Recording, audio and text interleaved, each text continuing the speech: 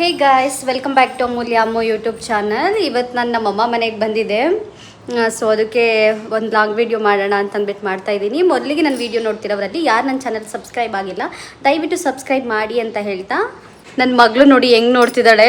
ಏನಪ್ಪ ವೀಡಿಯೋ ಮಾಡ್ತಿದ್ದೆ ಅಮ್ಮ, ಏನೋ ಮಾತಾಡ್ತಾ ಇದೆ ಅಂತ ತೋರಿಸ್ತೀನಿ ರೀ. ಲೋಕಪುಟ್ಟು ಲೋಕಪುಟ್ಟು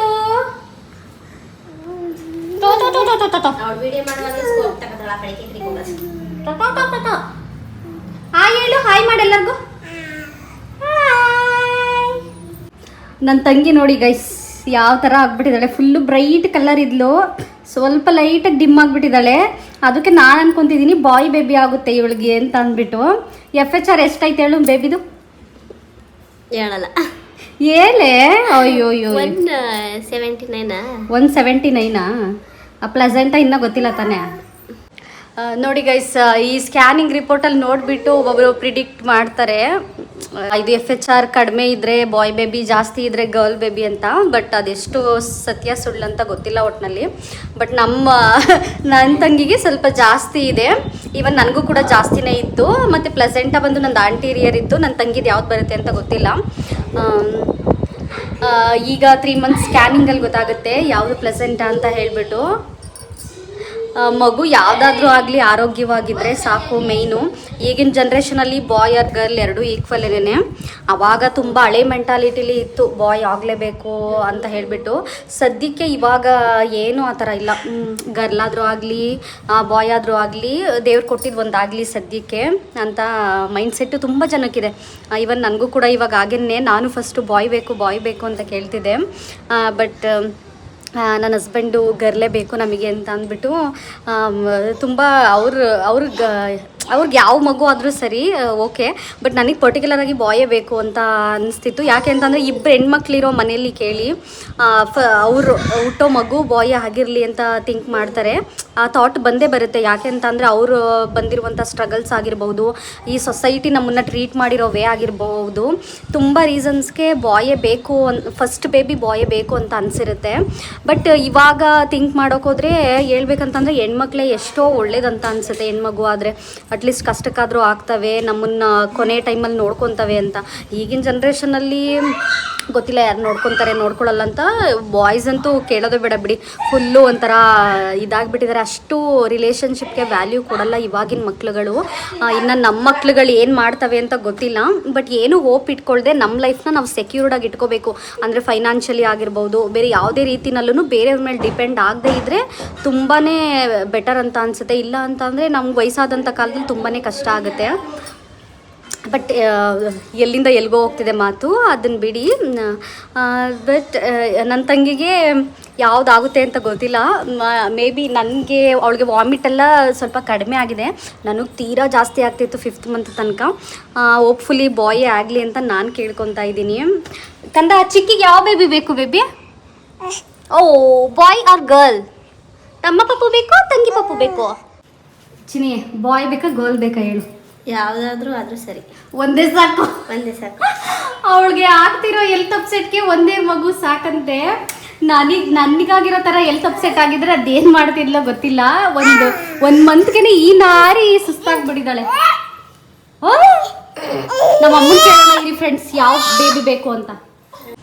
ಹೇಳಮ್ಮ, ಚಿನ್ನಿಗೆ ಬಾಯ್ ಬೇಬಿ ಬೇಕಾ ಗರ್ಲ್ ಬೇಬಿ ಬೇಕಾ? ಯಾವ್ದು ಬೇಕು?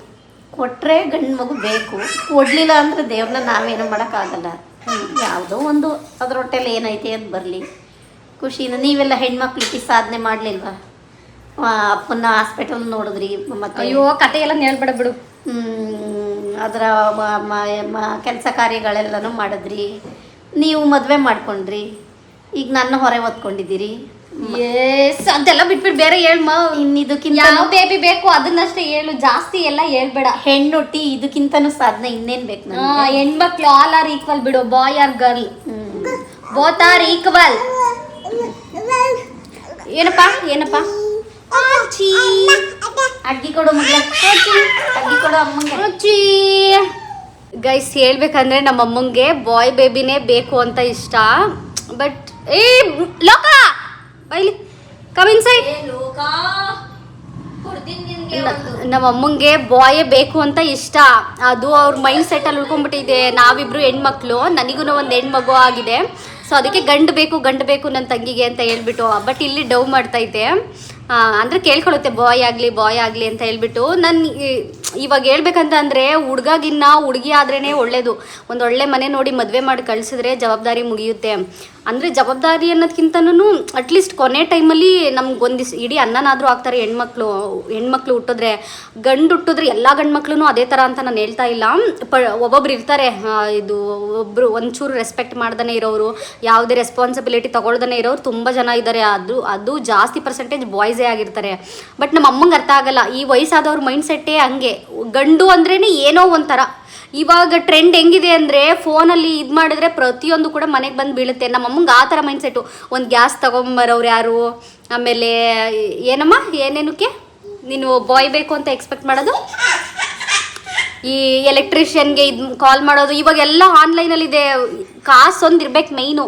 ಹುಡುಗ ಆಗಬೇಕು ಅಂತ ಇಲ್ಲ, ದುಡ್ಡು ಮಾಡೋದು ಹೆಂಗೆ ಅಂತ ಥಿಂಕ್ ಮಾಡ್ಬೇಕು ಫಸ್ಟು. ಸೊ ಕಾಸು ಒಂದಿದ್ರೆ ಏನಾದರೂ ತೊಗೊಬೋದು, ಏನಾದರೂ ಸರ್ವಿಸ್ ಸಿಗುತ್ತೆ ನಮಗೆ. ನನ್ನ ಮಗಳು ನೋಡಿ ಎವ್ರಿ ಆಟ ಆಡ್ತಾಳೆ, ಇಲ್ಲಿಗೆ ಬಂದುಬಿಟ್ರೆ ಸಾಕು ಹೇ ಅಂತ ಸೌಂಡ್ ಮಾಡ್ಕೊಂಡು ಆಟ ಆಡುತ್ತೆ.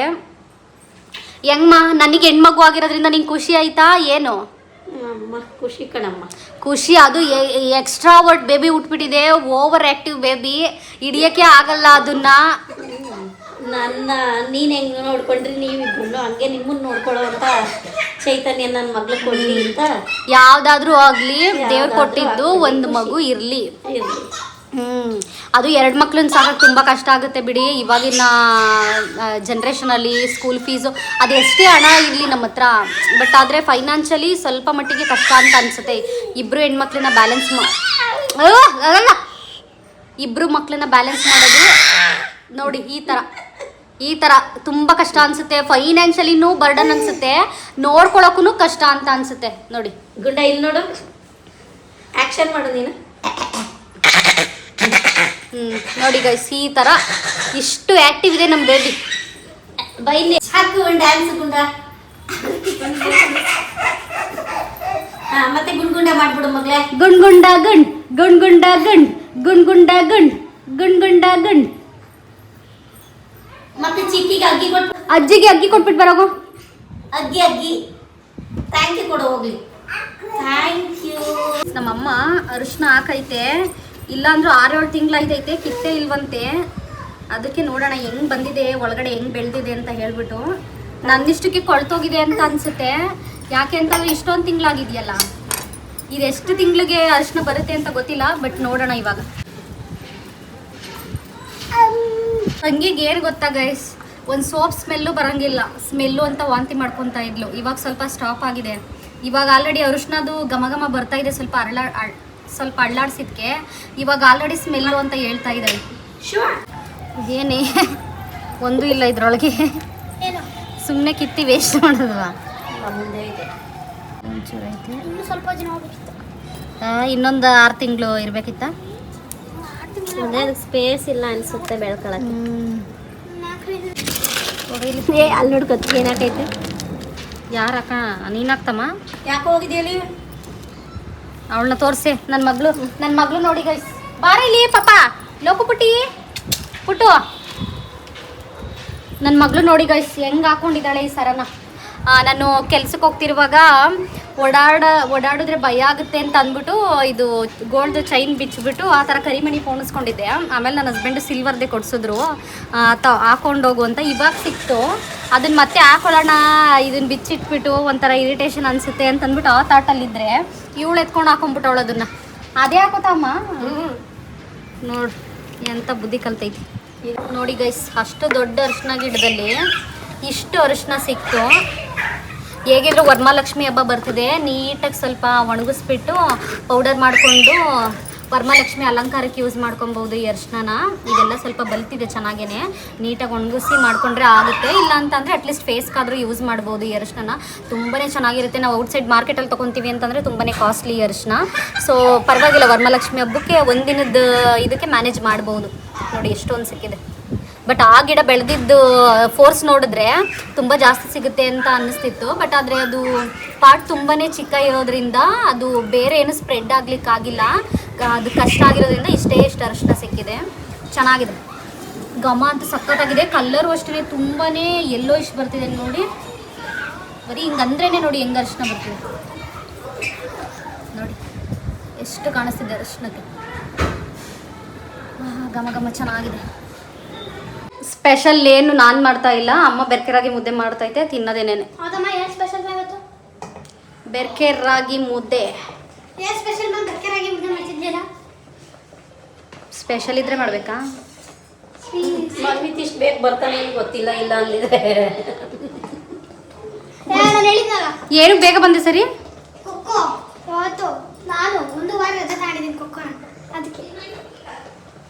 ಏನು ಓದಲ್ಲ, ಬರೀ ಯಾವುದೋ ಒಂದು ಖೋಖೋಗಂತ ಸೇರ್ಕೊಂಡು ಆಡ್ತಾವನೆ. ಏನು ಮಾಡ್ತಾನೋ ಗೊತ್ತಿಲ್ಲ.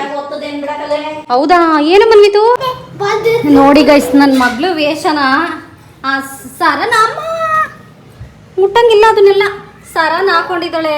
ಅಯ್ಯೋ ನೋಡಕ್ಕೆ ಆಗ್ತಾ ಇಲ್ಲ. ಯಾರು ಏನು ಹಾಕೊಂತಾರ ಅದೆಲ್ಲ ಬೇಕು ಈ ಮಕ್ಳುಗಳಿಗೆ.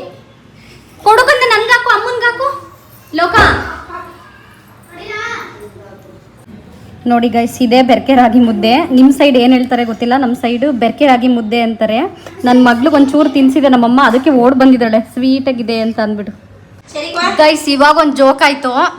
ನನ್ನ ತಮ್ಮ ಮಾಮೂಲಿ ಮುದ್ದೆನಲ್ಲಿ ಹಿಂಗೆ ರೋಲ್ ಮಾಡಿ ಇದು ಮಾಡ್ತಿದ್ದ, ಕೋಡ್ಬಳೆ ಥರ ಶೇಪಲ್ಲಿ. ಈ ಆಡುಕಲೆ ಅನ್ನೋ ಬ್ರ್ಯಾಂಡ್ ಬರುತ್ತೆ ಗೊತ್ತಾ, ಅದನ್ನ ಏನು ಹೇಳ್ತಿದ್ದಾನೆ ಗೊತ್ತಾ, ನಡುಕೊಲೆ ಕೋಡ್ಬಳೆ ನಡುಕೊಲೆ ಅಂತ ಹೇಳ್ತಾ ಇದ್ದಾನೆ. ಇವಾಗ ವಿಡಿಯೋ ಮಾಡ್ಕೊಂತೀನಿ ಇರೋ ಅಂದಿದ್ಕೆ ಓಡ್ಬಿಟ್ಟ. ಲೋಕ, ಮಾಮನ್ಗೆ ಒಳ್ಳೆ ಬುದ್ಧಿ ಕಡ್ಲಿ ಅಂತ ಹೊಡಿ.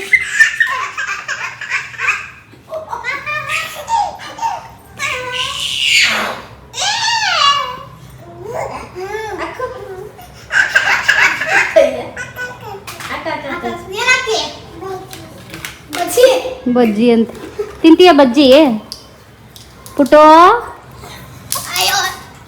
ಗೈಸ್, ಟೈಮ್ ಆಲ್ಮೋಸ್ಟ್ 5:30 ಆಯಿತು. ಇವಾಗ ನಮ್ಮ ಮನೆಗೆ ಹೊರಡಬೇಕು. ಐ ಹೋಪ್ ಈ ವಿಡಿಯೋ ಇಷ್ಟ ಆಗಿದೆ ಅಂತ ಅನ್ಕೊತೀನಿ. ಈ ವಿಡಿಯೋ ಇಷ್ಟ ಆಗಿದ್ದಲ್ಲಿ ಲೈಕ್ ಮಾಡಿ, ಶೇರ್ ಮಾಡಿ, ಕಮೆಂಟ್ ಮಾಡಿ ಅಂತ ಹೇಳ್ತಾ ಮುಂದಿನ ವಿಡಿಯೋದಲ್ಲಿ ಮತ್ತೊಂದು ಕಂಟೆಂಟ್ ಒಂದಿಗೆ ಸಿಗ್ತೀನಿ. Thank you for watching. Bye bye bye bye.